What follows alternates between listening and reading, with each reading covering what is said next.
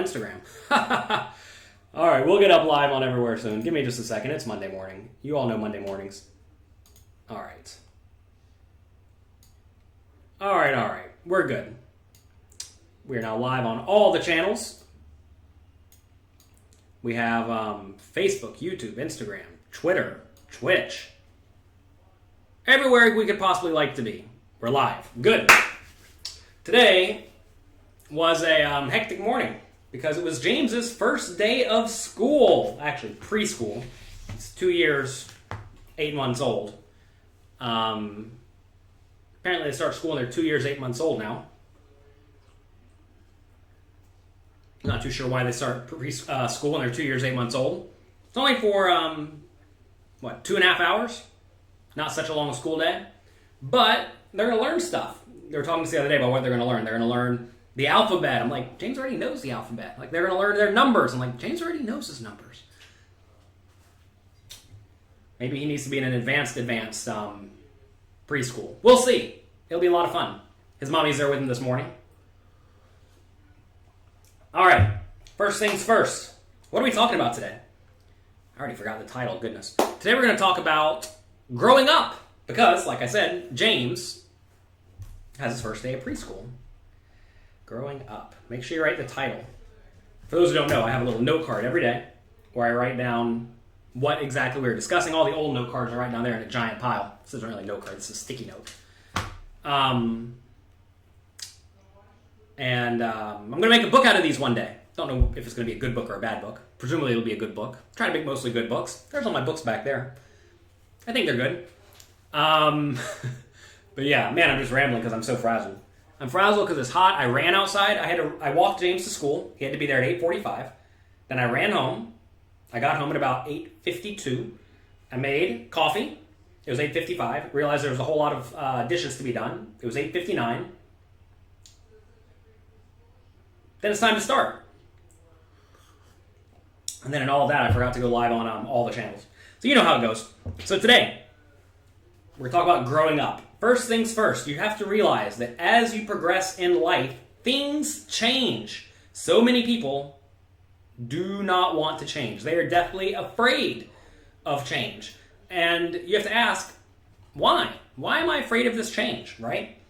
A change has happened in the poker world, the high-stakes poker world, for me, personally, that I've been a little bit hesitant to actually go and do, is going to play poker in Macau, in that area of the world.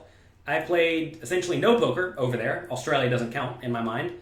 So why have I not made that change? Well, because it's a lot of a change, right? You have to figure out how to get the money over there. You have to figure out how to get around over there. And it's a lot of work. And the question is, what is the payoff, right? And also, does it make sense with your current life? If I did not have a family, you can be very confident I would have been in that area of the world for the last 6 or 8 years, because that's just what it made sense to do if you were a good poker player with a relatively big bankroll. And that was not where I was, because I had a family, right? I could not uproot my wife and start a family over there. It just doesn't make logical sense. So you have to ask, is the change even good for me in the first place, right? A lot of people get in their minds that I'm never going to change, or I'm always going to be changing. I'm always going to be iterating. And at some point in life, or in specific things, you just have to find things that work for you. And once you find something that is optimal for you, maybe tinker with it a little bit, but don't tinker with it all that much, right? Like, say you have the perfect morning routine before you go to play poker, to the point that all of your business stuff is done, your mind is clear, you are ready to go play cards, you feel great, and you're having fantastic results. You're playing great, you're not unhappy with the way things are going. Should you be changing things? I mean, probably not all that much. But if your morning routine is wake up at 11:52 hungover, and you have to go play poker at noon, and then you decide, I'm just going to go back to bed. You wake up instead and go and late register last second with 12 big blinds. You show up, you blast it in, you bust, and you're unhappy. You maybe need to change something, right? So you have to ask, what am I unhappy with in my life specifically?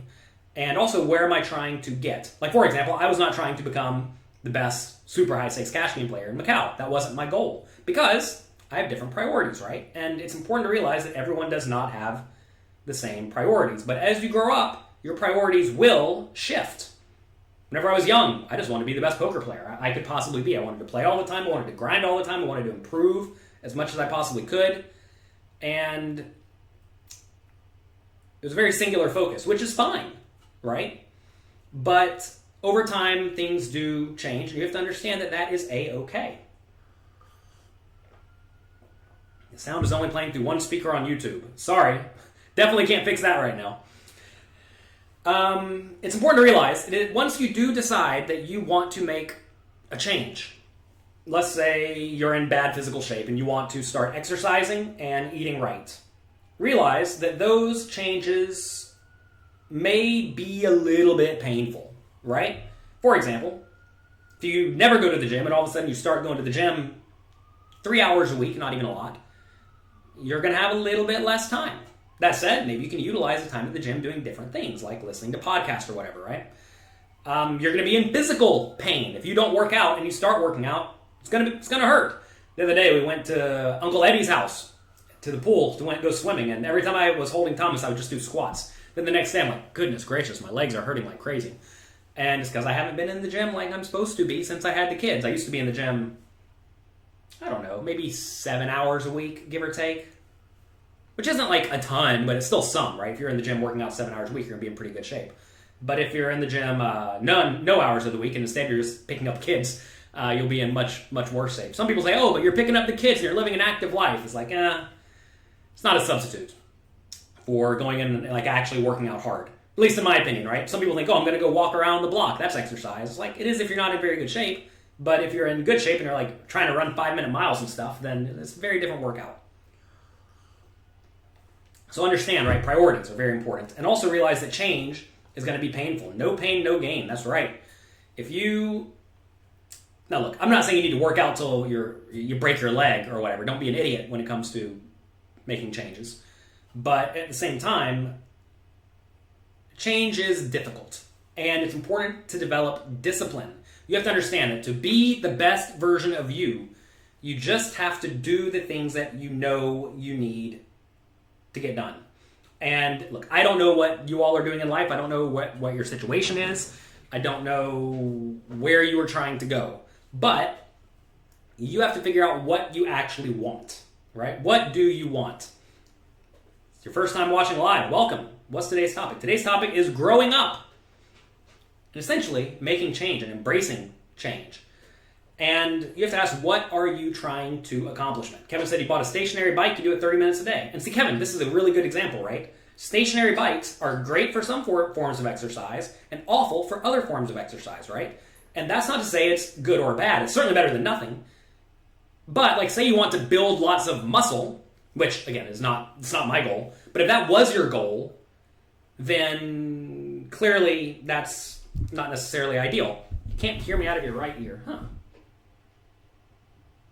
I have this giant microphone here for those who did not know. Seems like it's on the same setting as normal.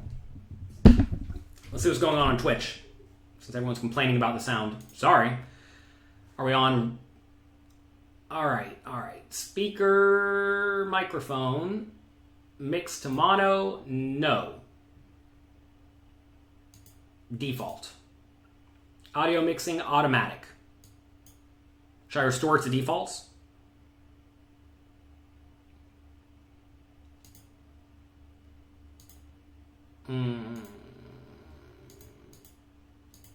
I restored to defaults. Let me know if the sound is now screwed up. Even worse. Let's see. Check the plug jack that it's all the way in. Well, the plug jack is it's like, yes, it's all the way in. It's a weird USB thing anyway. It's working. If the picture's frozen for you, or if anything's ever frozen for you on any of the streaming platforms, just click refresh. That happens on Twitch all the time. It's very frustrating. But yeah, all the plugs seem to be working.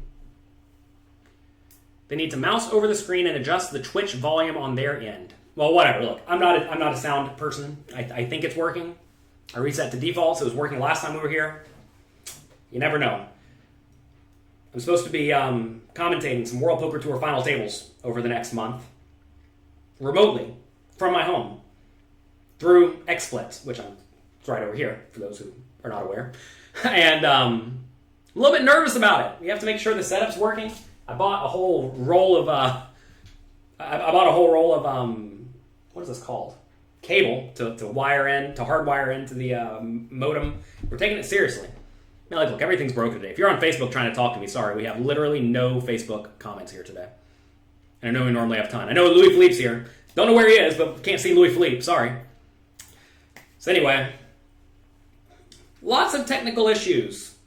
One thing you have to learn to be very patient with if you want to get good content is that very often you're going to find that the highest production quality content is not necessarily the highest value content. You may ask, why is that? Well, for example, I don't want to have to get up and go to a sound studio every day. That's not what I want to do with my life, and that's not what very many people want to do with their life. Some people do, don't get me wrong, but like, I recognize I could be doing things higher quality. I could buy expensive foam mats to put all over the wall and silence this, but then my wife would go nuts and wonder what I've done to my office, and I don't want to look at a big random black or checkered office, right? Like, you have to ask, what are your priorities? Going back to growing up. And this is actually a really good example. Maybe I need to grow up and just get my priorities straight. Maybe my priorities need to be have the perfect setup. Maybe I need to pay $5,000 to have someone come in here. I don't know, maybe I need like a whole separate office that only has a setup, and maybe I'm just supposed to get up and drive to it every day or walk to it every day. I don't know. Maybe that's where we need to go next. I don't think it is, but maybe it is. Because imagine, I could just do an extra hour of work every day to 10x the audience. Maybe I should, right? Oh, hey, Facebook's working now. That's funny. I adjusted it, and now Facebook's working all of a sudden. Weird. I don't know what's going on today, everyone. James went to school. It's first day of school. So, going back to painful changes. If you are used to, whenever you play poker, maybe you just have pizza every morning for breakfast. Then on dinner break, you go and you have the buffet and you gorge yourself. And then afterwards, you go and you sit in the lobby bar and smoke 4 cigars and have a bottle of wine. If that is your routine, realize it's probably not going to change, right? And you have to understand that if your goals are to better your life, get in shape, etc., you're going to have to change things. And change requires discipline and consistency. You have to really make a point to do it. I had one student, he came to me, he's like, look, I realize my life's not in great shape. I use poker as like my degenerate out, and like I would just be happy to not keep losing tons of money. And now, he's in pretty good physical shape. He was overweight. I'm telling you, that example I just gave of eat like crap, go to the bar at night, smoke a bunch of cigars, and get drunk. That's what this guy did to blow off steam, right? There's nothing wrong with that if that's what you want to do.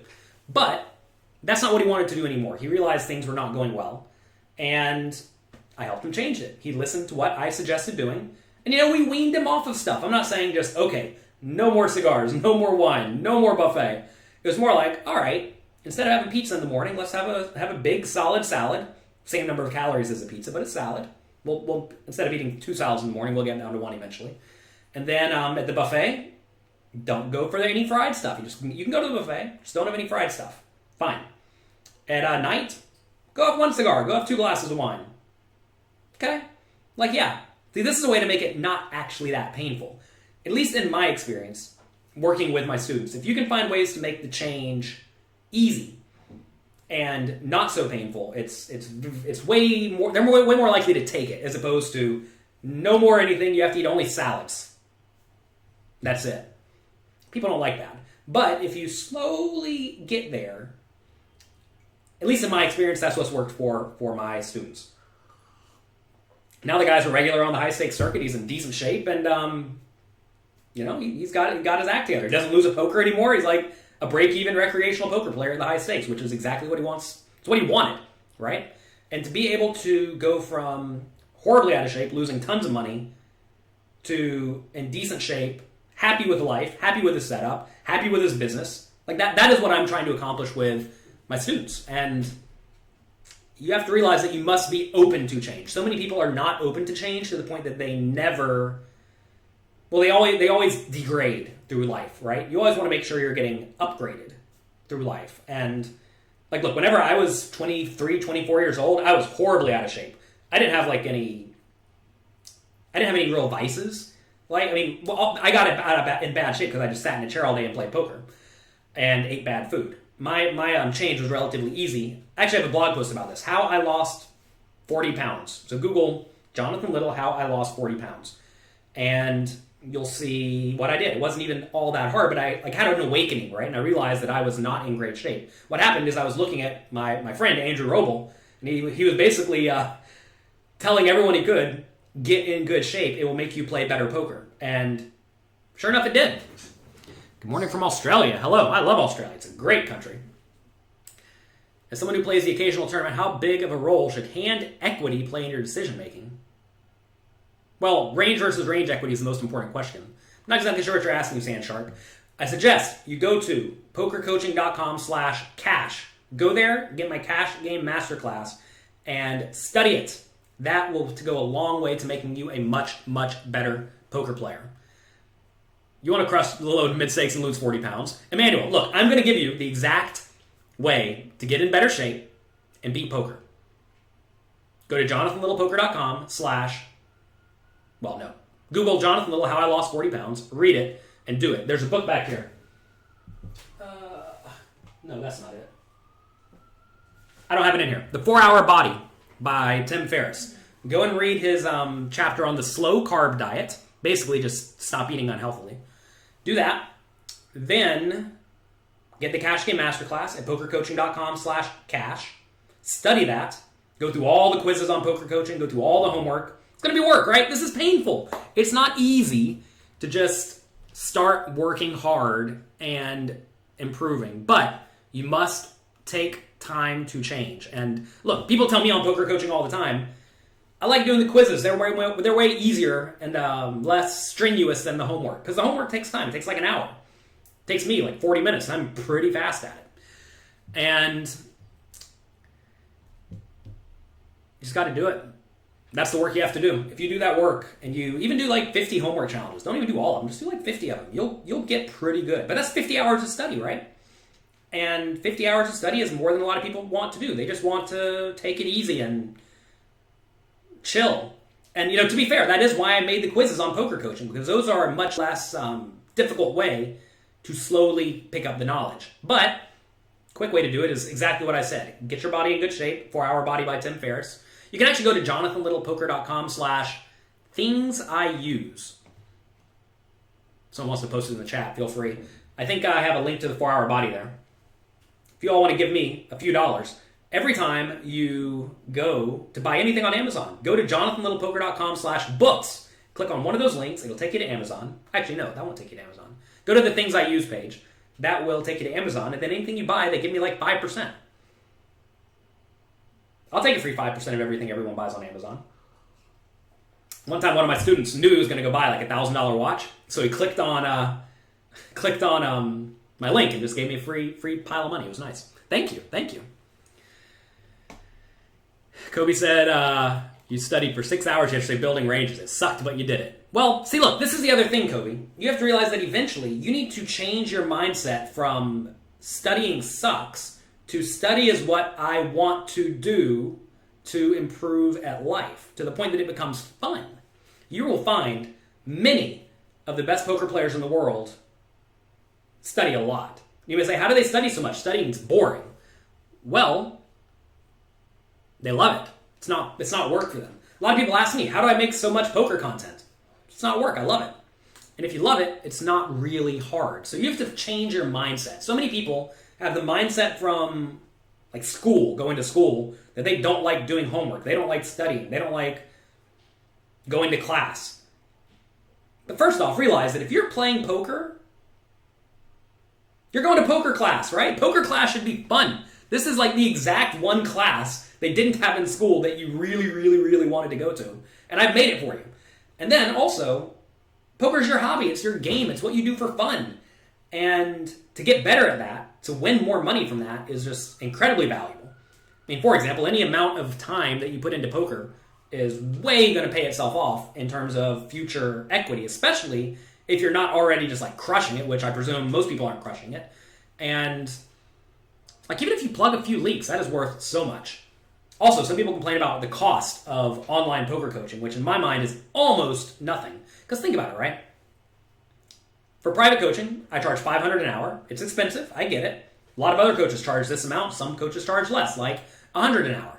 Either way, if you go and sign up to pokercoaching.com/cash, there you get what? Like 40 hours of content for, I think it's $150 now. And that's, $4 an hour if you watch all of it? Let's say you only watch a tenth of it. It's $40 an hour. It's less than a tenth of the price of my regular rate, right? And it's like such a discount. It's such a no-brainer if you actually want to improve your game. And this is the case for like all education. I mean, now online courses, I mean, like you can take computer science from Harvard for $0. Like you have no excuse to not succeed in this world if you are unhappy with your situation and you want to change. And being able to have access to this knowledge at a relatively, essentially free, low price. I say it's essentially free. Look, I realize $100 or $150 is a lot of money for a lot of people, but in the grand scheme of things, let's say you make $15,000 a year, okay?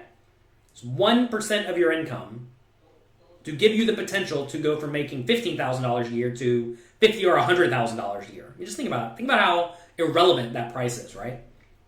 You got to be able to make sacrifices. This is why I made it, in my mind, at least kind of cheap. I mean, I realize there are some poker courses out there that are good, but they want like $1,500 for them, and that's pricey. That actually is pricey. But I mean, even then, like for me, it's a no-brainer. I get lots of courses and I study them because I want to be the best player I can be, right? Cody says he's literally in computer science and AI right now at Harvard for free. Yeah, because why not? If you want to learn computer science, why not take the free class? It's the exact course, right? It's like a no-brainer. It's an absolute no-brainer. And so many people just don't get it. They do not want to study and do the work. Let's see. Do U.S. players have to take tax considerations on top of live rake when it comes to making a choice of whether to put in time and effort? Well, I mean, you have to ask how much money you're going to make at the end of the year, right? Say the government's going to take 30% of your money and you make $100K, now you're down to 70, but you have a job where you can make 100 out the door. Clearly the 100 out the door is probably better, unless you really don't like your job. Cutting the alcohol to a minimum is great. Yes. If you, look, this, I'm just going to say this across the board. If you drink at the poker table, the vast majority of the time you play, you are making an error. Every once in a while, I'll have a party at the poker table, usually when it's a much smaller buy-in game than normal. For example, I was playing a $500 turbo tournament the other day, which is, I think, was the smallest tournament I've played in quite a while. And had 3 or 4 drinks with some friends. It was a lot of fun. But realized I was playing for fun, right? And even then, it was a turbo tournament, so I'm not going to screw it up. I know how to play turbo tournaments great. So, if you're going to have fun, sure. Have fun every once in a while. But you need to get off the drugs when you are playing poker. Like, anything that's really going to mess up your brain, like alcohol, right? That is one that is very, very freely available, and you have to make that change if you do want to grow up and change your life. Uncle Shannon Shore on Instagram, good morning. Uncle Shannon Shore, living the dream. I think he's number 6 in the world in poker now, without even playing the super high stakes stuff. That's what happens when you take all the seconds in a first gear in there. Good job, good work. All right. What else do we want to talk about growing up? You want to know someone who's grown up. Uncle Shannon Shore's grown up. Uncle Shannon Shore, when I first met him, we were both young, dumb kids, honestly. At least I was a young, dumb kid. He was probably always smarter than me. But we grew up together, right? And I feel like everyone starts just kind of not very smart. And especially if you do not grow up around people who teach you financial responsibility. Like my parents didn't really teach me financial responsibility. They taught me to be frugal, but that's not really how to take your money and invest your money. It has nothing to do with bankroll management, right? I think a lot of people don't learn these important skills, and when they get a hold of money as a young person, they just light it on fire, right? I lit my first pile of money on fire, and even I was like smarter than most people. I bought a house here and there. Like I know Shannon bought a condominium, right? We at least locked up some of it, but you have to realize that you are going to make errors growing up, and you need to find people to learn from. Finding mentors, whether it be someone in person or someone like myself, right? I have people who I've never met on various podcasts, right? Who I study from. I love their work. I view them almost like father figures or mother figures to me. And the internet has changed the game in that you can learn from almost anyone. And if you are willing to just do the work, you will get there. And for all those out there who are saying that it's hard to do the work and you don't know how to fit it in, realize that you are spending some of your time doing irrelevant things, right? Like I know I spend an hour or two a week playing Hearthstone. It's a completely irrelevant game. Doesn't help in life. It's a complete waste of time. And if I wanted to do better, cut it out, delete it, remove it, get rid of it. The problem is a lot of people have this sunk cost fallacy where, oh, I've already put in 100 hours or $200 and I want to not squander that. But realize, just because you have done something doesn't mean, for a long time, doesn't mean that you can't change. A good example of this is, the people who go out to party every night after tournaments, go out to party less, right? You have your friends, you enjoy it, right? But stop doing it every single day. Or the people who go to the pit to gamble after every tournament. They play the tournament, they lose, they try to go run their buy-in back up, and sometimes they do, sometimes they don't. But they're losing money every time, and they're just having huge swings for no real reason. You got to get rid of that. Those types of things are going to not only cause huge swings to your bankroll, usually in the negative direction, but they're going to suck up a lot of time. And time is really the only asset you can't really replenish, right? So you need to make sure you're making the most of your time within reason. Now, my 1 or 2 hours of Hearthstone each week is purely recreational, right? Which is fine. When I'm having lunch, don't really want to be doing anything else, I'll load up a Hearthstone game and click some buttons. And that's okay. It's good to go, right? It's not like that. It's not bad. And but you don't want to be doing it all the time. I know a lot of poker players who will be playing 4 tables of poker, then a Hearthstone game on the side. Why not just play 6 tables of poker, right? And no Hearthstone games. They're like, oh, it makes it easier. It lets me grind longer. Like, maybe you need to grow up, right? You love this Hard Rock trophy back here. Yes, we won a Hard Rock tournament the other day. We got $97,000, I think. That was a nice little score. It's always good to get a little score. It's tough, though, because I was talking to someone about this. I think for that trip, I bought in for like $50,000, and I cashed for the 97 out of like 8 tournaments or something. So we won $50K. And they're like, oh, $50K, that's great. You doubled your money on the trip. I'm like, yeah, but you have to realize that you don't really get to win all that often, right? Unless you're Shannon Shore, who wins all the time now. You get to win like once every 3 or 4 or 5 trips. And if you win once out of every 3 or 4 or 5 trips, but you only double up when you do win, clearly that's pretty detrimental. So you want to make sure whenever you're winning for a lot. And I mean, you can't do any better than win the tournament, obviously. But you want to make sure you're winning the big tournaments. Have I read the book Modern Poker Theory yet? Plaza. I essentially helped write the book Modern Poker Theory. It's right up here behind me. Where is it? Modern Poker Theory. For everyone here. You'll find, we are thanked right in the beginning of the book. Book would not be possible without Jonathan Little, because it's true. I essentially edited this book. Michael Acevedo is my game theory expert. Handpicked him. He's the game theory expert for the Pokar Backing Company, and I learned a lot from him over the last few years. I was like, look, I got to get this guy to write a book. The problem is, Spanish is his native language, not English. That's a bit of a problem when it comes to writing a book in English. But I was like, all right, I'm going to get him to write this book. The manuscript was difficult to read, I'm not going to lie. But the content was perfect. The content was perfect. And we took the content, made it into this beautiful book. And it's like the best book on poker if you're trying to become really good. Anyway, that's Modern Poker Theory. What's my favorite Magic format? Vintage/Legacy. Is Shannon Shore this year's Justin Bonomo? I sure hope so. Depends on how much he wants to gamble. I never thought Shannon was much of the player who's like really trying to push it.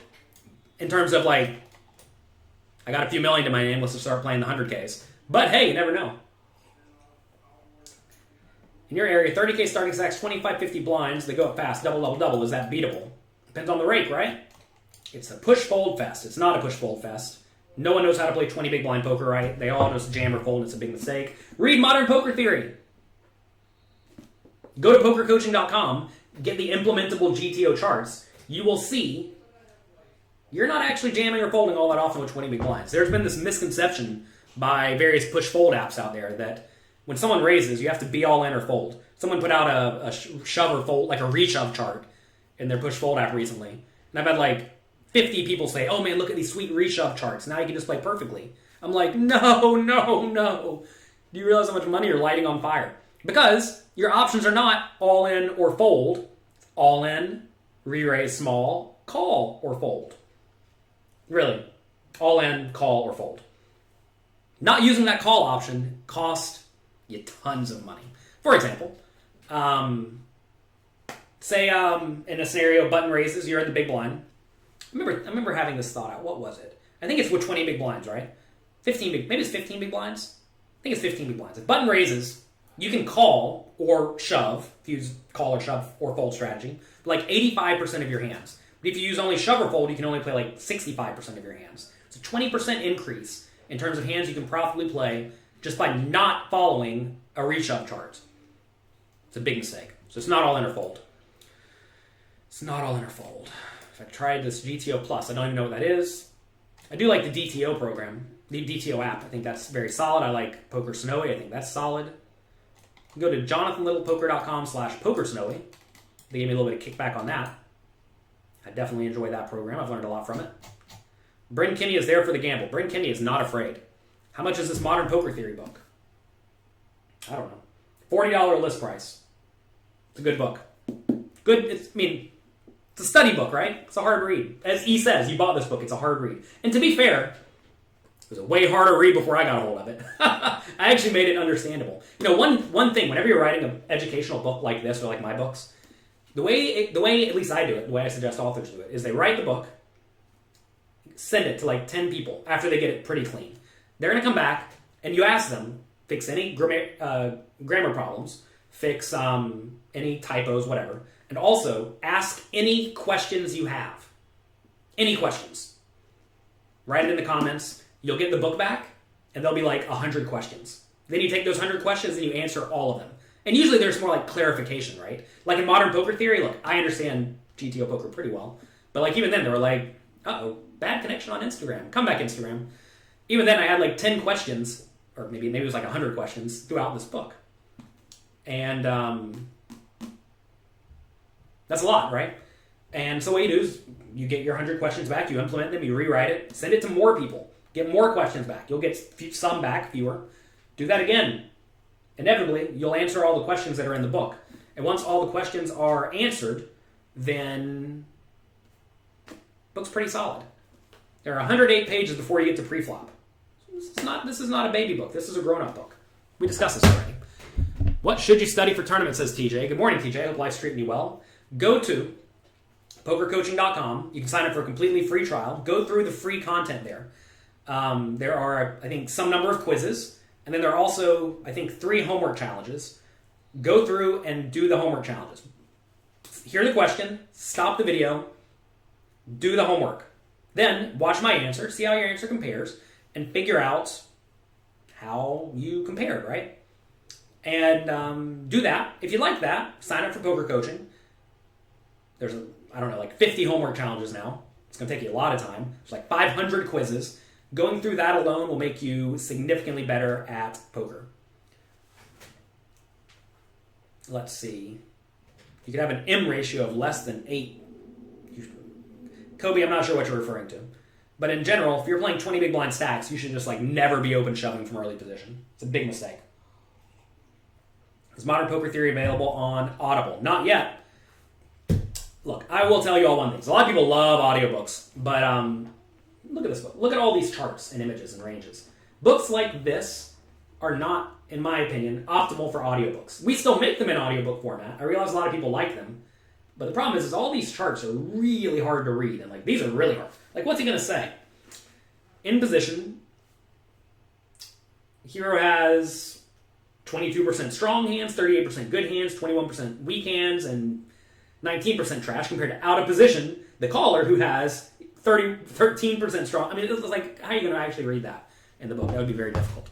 I mean, I could figure out a way to do it, but I'm sure it would not be nearly as easy as a physical book. I actually like the physical books too for poker because it's good to like be able to flip back and forth quickly. Maybe this is me just not being good with technology, because I mean I have an iPad that has Kindle on it, obviously, but I think that's way better for reading books without a whole lot of charts and figures that you're going to read through one time and be done. But this is a reference book. This is not a read through one time and you know it, at least in my opinion. Cope is referring to some M ratio. There was this book a long time ago called Harrington on Hold'em that had the premise that I'm going to sit here and blind out for as long as I can. It's not how I play poker. I'm not sitting here and trying to blind out as long as I can. The goal is not to blind out and get it in with the nuts. The goal is to chip up consistently throughout the tournament. I made my first book 10 years ago designed to specifically beat the players who are playing too tightly. And you have to realize the players who play too tightly are essentially trying to take advantage of super bad players who are oblivious to the fact that you are playing too tightly. And if you're oblivious to playing too... If your opponents are oblivious, sure, just play tight, right? Because they're going to pay you off blindly. But if they are paying attention and actually trying to win at poker, if you haven't played a hand in 2 hours and you raise, they're just going to fold or call hands with good implied odds. Or whenever they raise and you jam, they're going to fold ace-jack because they should, right? So please do not study old material by players who don't really play a whole lot of poker anymore and expect to win at the medium and high stakes. You can still work at the small stakes. But yeah. Have we heard about a new solver recommending more donk betting than previously thought optimal? I'm not going to get into that, but essentially there are lots of problems with that program. Let's see. There are times to lead, by the way. If you bought my Cash Game Masterclass, I'm actually going to be presenting a webinar. What was the date? Sometime in October. Early October. I think like October 12th or something. On when to lead. When to lead the turn, mainly. You really don't want to be leading the flop all that often. And the reason, look, you want to be leading, or betting in general, when you have the equity and the EV advantage. Two things have to be right. Equity means immediately we're in good shape. EV means on future betting rounds, we'll also be in good shape. We'll be able to continue bluffing, essentially, right? Like say the board's already kind of scary, and the board's probably going to get more scary. Those are good times to lead. The problem, though, is that in terms of being balanced, you have to ask, what percentage of the time should I be leading? And certainly when the flop comes, something like 7-6-5, right? That's the best flop for the big blind caller. When it comes 7-6-5, you can develop a leading range if you'd like, but if you're not deep stacked, if you are deep stacked, you just don't want to be leading much at all because the person in position has a gigantic advantage, and it's pretty bad. If you are short, though, it's fine because with a hand like Ace-6, you can just get it all in on 7-6-5 for 20 big blinds, and it's not a big deal. But whenever you're playing 100 big blinds deep or 1,000 big blinds deep, like you are in cash games a lot of the time, leading is just awful. It's just detrimentally awful. Even if you do have a little bit of a range advantage. So anyway, we're going to be discussing this in that bonus video I give to the people who bought the Cash Game Masterclass at pokercoaching.com/cash. Also, it's going to be a question and answer segment where you all can ask me your questions. I realize that whenever I put out a course, people are going to have questions. And so it's going to be me presenting on when to lead the turn, specifically. It's the main time you're going to want to be leading. And also, question and answer for whatever questions the people who are studying the program have. What I think of Linus Lowliger. Never played with him on real poker. He plays all the time online. I'm sure I play with him some online, but I don't know. No thoughts. I'm sure he's amazing. Anyone who's winning at the highest of stakes, playing all the time, and crushing is amazing. So many people like to look at a few hands that people play and say, oh man, this person's awful because they played a few hands poorly, or maybe they're new to live poker like I think some of these super online crushers are, and they like miscount chip stacks or have live tells or whatever, and realize it's their first time and they're going to get it under control eventually. I kind of have a theory that I stick to pretty rigorously that I do not back people in live poker who are 21, maybe even 22, because they don't have a lot of live experience. They're going to make little mistakes. So even if they are a good, solid online player, if they have little to no experience live, I don't like buying action from them, even if they're very good online. To some extent, I like seeing you have a good live win or two if I'm going to be buying action live. Because if you have a good live win or two and consistent results, you're just trying to like push up a little bit higher, a little bit faster. Or maybe you have a life, right? And you don't want to like risk your bankroll, or you have a job, right? You can be good at poker and have a job. I like seeing good results. Everyone likes seeing good results. Talk to the Poker Backing Company. I back a lot. Well, we back a lot of people through in online poker. They like to see good results too. Good results from people who are really studying the game as much as they possibly can. Let's see. You got the poker coaching membership. Good. Good, TJ. Now, get in there and study and do it. I have a webinar I have to do from Inner Circle starting in 15 minutes. I should probably get ready for that. What are we presenting on today? Oh, today we're presenting on how to put various players on specific ranges, right? One of our regulars there, Mark's always asking, how do you put players on ranges who play incredibly wide ranges, seemingly randomly? We're going to be discussing this, putting weights on specific hands, like under the gun, they raise. They have king two suited sometimes. You wouldn't think they do. You wouldn't presume they do. But they would. And it's important to ask yourself that question. Any thoughts on Charlie Carroll selling on stake with no markup? Would you buy action? Life Shoe. I know he's selling through one of those websites, and I don't know the exact deal, but I think they are charging some VIG. Probably doesn't go to Charlie, but probably goes to the site. VIG is essentially the same as makeup, which is why I have a bit of a problem buying through various sites where you buy action on people, or action of people. If you're going to buy action in people, you are a million times better off contacting them directly if you are going to buy like any sort of reasonable amount of action, right? If you're going to buy like $10, then they're not going to deal with 1,000 $10 purchasers. But if you're going to be buying like $1,000 worth or $10,000 worth, depending on the size of the amount they're selling, they will much rather just deal with you directly. And then they can just email you next time, and it's way better. Essentially, what is buying action? Buying action, say I'm going to go play a $10,000 tournament. Maybe I want to play it as if it's a $5,000 tournament because I'm not properly bankrolled, right? So maybe I sell $5,000 worth of action. And if it's an even money, 1% would be $100, right? So people will give me $5,000. I say people, whoever wants to buy it, I'll collect the $5,000, go play. Whatever I win, I send out the half to that people in proportion to the amount of percentages they buy. You can charge it a markup. Say you sell at 1.1 because I think I have an edge. Maybe I don't really want to sell it. Maybe I'm selling it at 1.3.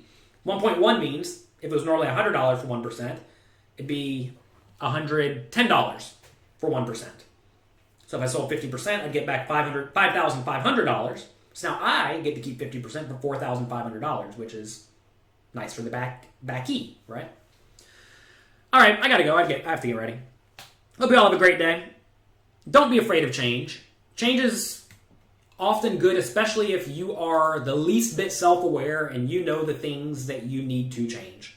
Most people know where they are lacking, right? And if you don't know where you're lacking, if you just think you're awesome, if you're a narcissist, ask people. If you look around and imagine you just think you're perfect. I can tell you you're not, most likely. Ask the people in your life, what can I do to improve my life? Be honest. And then don't get offended, right? Don't say, if they say, oh, you can get in better shape. And you're like, don't look at me, I'm in fantastic shape. And then you realize, oh, I'm actually kind of overweight. You have to be open and honest. Maybe they say you need to study poker more. You need to work more at your job. I don't know. Ask people whose opinion you respect, who will be honest with you, what you could do to do better. And consider it. Actually do it, right? You have to be open and honest if you're going to ever improve at life. And if you're not open and honest, then don't expect good things to come. And look, I want good things for all of you. I want you all to improve, continuously better yourselves, and just be happier, right? If you are always working and improving and building up instead of tearing down, then you'll find you'll be happy. All right, have a good time. Good luck. Enjoy yourselves. Be nice to somebody. Have a great week.